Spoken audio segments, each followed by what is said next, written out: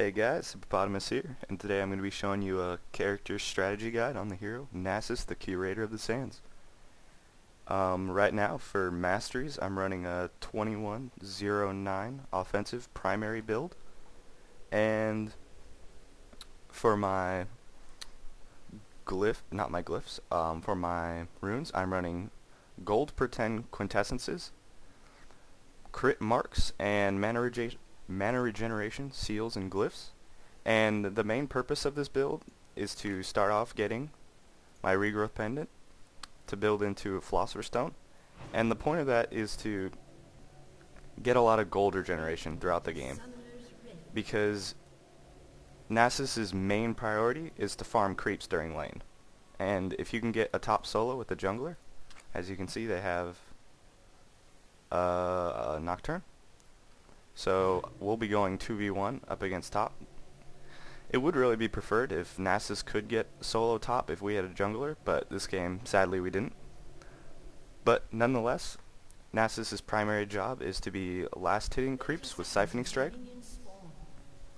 And what's to be known about Siphoning Strike is that every time you kill an enemy hero or unit, you get 3 damage on it, as you can see by the +0 in the blue number. And then it also adds in your total attack damage. And another thing to mention is that when you use Siphoning Strike, it counts as an extra attack. So what you generally want to do is if you see a creep below around a quarter health or half health, I can just Siphoning Strike him or Siphoning Strike creeps and get a good chunk of health back. I'm not too worried about him taking me down anytime soon. Right now I'm just focusing on creeps. He does get me a little low here though, so I'm just standing back, not playing too aggressively, just pretty passive. Charges at me. Just get a siphoning on him. Let's see, what is he doing? A chain vest, 2 Doran's blades. Looks like he's going for an Atmos. Either that or maybe a Guardian Angel or a Thornmail. Nothing out of the ordinary for tank DPS Garen. Well, yeah, let's see how many creep kills I have. 63, not bad. Higher than anyone on the team, an enemy team, which is nice. Let's see, what are my stats at right now? 17% lifesteal, 35 HP 5, 25 or 20 MP 5, and what's my crit chance at? 14%. That's from just my marks, which is really helpful because, as you can see, I've been critting quite a lot, or at least I think a little bit more than 14%, but I crit twice in a row there. But yeah, Nasus is probably my favorite melee DPS champion. Same with Sion, just because I like people that build up as the game progresses, not just from items but from just an ability. Right now I'm running from Nocturne and Garen, but I decided to just let Caitlyn go.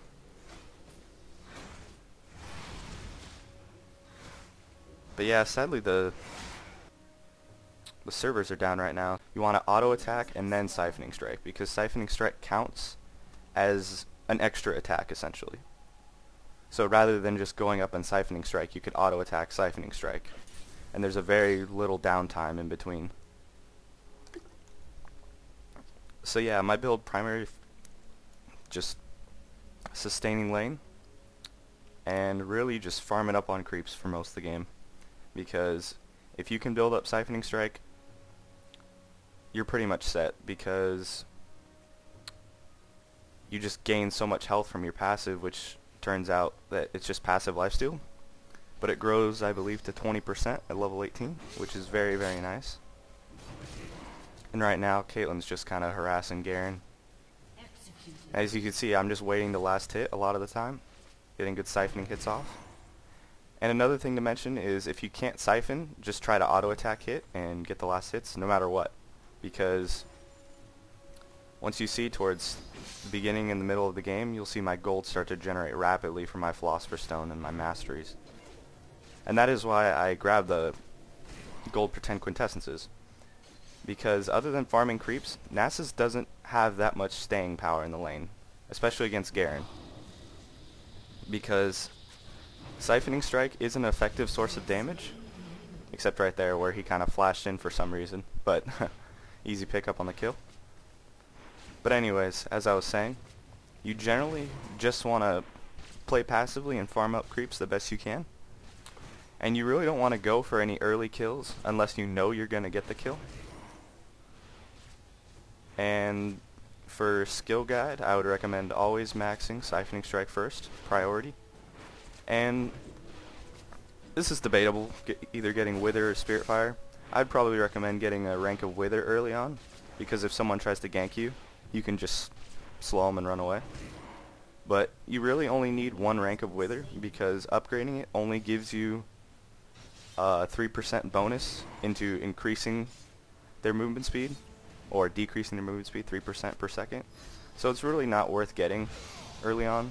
It's better off getting Spirit Fire for the extra armor reduction and the total damage, which will allow you to farm creeps even faster. So, but yeah, right now me and Caitlyn just farming up top, just trying to get those last hits. Let's see where I'm at right now. I'm at 11, so I'm the highest, or tied for the highest, I guess. Yeah, it looks like we're gonna go for Garen here. He's got Ignite up though, so I'm gonna exhaust and then try to hit him. There we go. Caitlyn picks up the kill. Get Spirit Fire.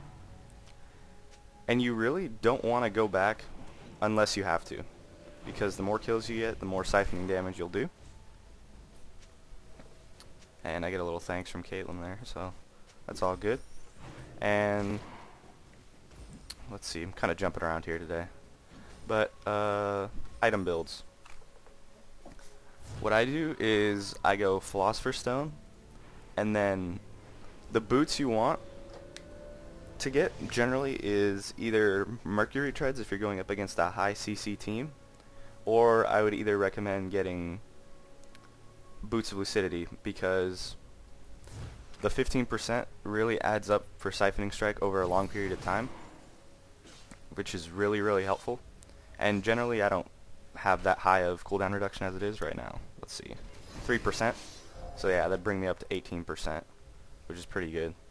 But I think I end up getting Swifness this game, just because I want to be fast. But nonetheless, as you can see, my gold is going up pretty fast with the Quints and the Mastery and the Philosopher's Stone. So yeah, right now we're 3-1 up. Let's check out what the other lanes are doing real fast. Veigar having fun with Caitlyn in mid. Renekton Fiddle against Skarner Riven bottom. Oh, and they pick up Fiddle. Good job, Skarner and Riven. Looks like they're going for Renekton also. Oh. Skarner goes down, but let's see if Riven can pick up the kill. And Riven picks up double kill. That's always good. Let's go back to what I'm doing. Luckily, Caitlyn keeps hitting him with traps, so we're getting him down really low. I run into Nocturne here, so I believe this is where I die for the first time, because I get really greedy. Yeah, he ignites me, and then tower switches to me. But Caitlyn picks up the kill, so it's not all bad. Yeah, I pick up my Boots of Swiftness here. And the other primary item for any Nasus build would be Trinity Force. Just because Nasus overall benefits from all the effects of Trinity Force, but mainly the slow and the proc chance. The Trinity Force proc increases the next attack of your base damage by 150%, and that's really helpful because when you are popping Siphoning Strike constantly, that'll proc and it'll increase your damage even more. But a thing to note about Trinity Force is it does not crit. So high crit chance builds with Nasus, you won't be seeing any increase from Trinity Force at all.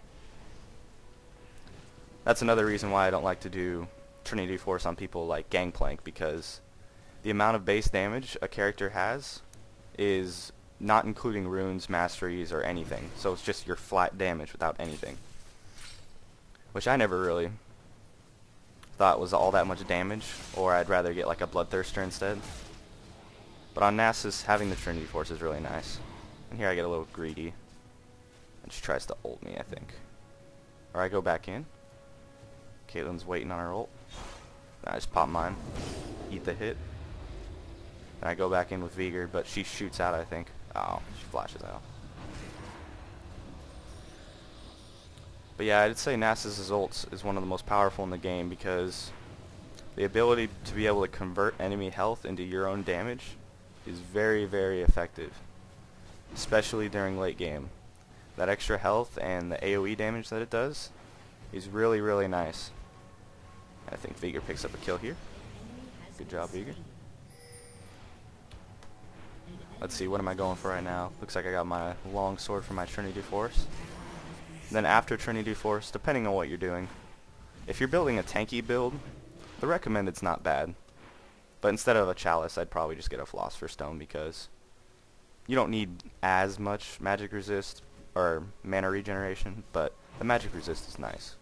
But if you're going more of a tanky build, Guardian Angel is a priority, and I would also pick up either a Warmogs or a Randuin's, or even a Sunfire Cape. Sunfire Cape still works pretty well, even though it does a little less damage now. But yeah, it all depends on what you want to do. Oh, it looks like Garen got me with the Mancing Justice there, so I go down, but no worries. But yeah, if you're going a DPS heavy build, you really want to focus on crit chance. Because since Siphoning Strike can crit going into late game, as you can see right now, it's already doing like over 200 damage. And 200% extra, it's critting for around 400 or 500, which is really, really nice. So generally speaking, if you're going a DPS build, you want to get Trinity Force, Infinity Edge, any sort of boots, and then a Bloodthirster if you want a little extra lifesteal, and then Last Whisper. And that would be pretty much your build for the most part. I wouldn't recommend, let's see, wouldn't I? Atma's is okay, but it's not really all that amazing on Nasus. Frozen Mallet, Trinity Force pretty much takes up that, so you don't need it. Black Cleaver's okay if you have enough room for it and you want a little bit more armor pen. But really you shouldn't have the problem if you're building a Last Whisper, or if you're getting Last Whisper and Yomuu's. Because Yomuu's is pretty nice on Nasus just for the extra quick burst of speed and attack speed. But right now I'm just picking up Golem. And the neutral monster buffs are also very, very important for Nasus, especially Lizard early game, because if you can harass with your Siphoning Strike, you'll be doing a lot of damage. And Golem buff is just amazing, because if you see 3.8 second cooldown. And here I go to Ghost in to get Caitlyn. Wither.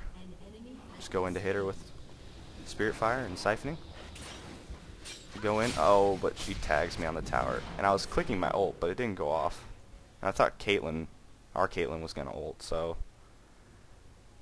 I got a little overexcited there, but luckily I think that's my last death from me being cocky, so I get close a lot of the time. Oh, looks like Nocturne popped his ult, but Vigor came to save Caitlyn. Caitlyn's running for her life, and she barely gets away there, thanks to Ghost and whatnot. I'm teleporting in. Let's see, where am I teleporting? Up top. Group kills, always the most important. And generally when you engage in an opponent, you want to do your WEQ, because when you wither them, they'll get stuck in your Spirit Fire longer, and that armor pen that you get from Spirit Fire is really, really nice. Like 25 armor pen at level 2 is amazing. But right now I'm just going back and forth with Garen. But another good thing about Nasus is that passive just gives you so much staying power with the Philosopher's Stone.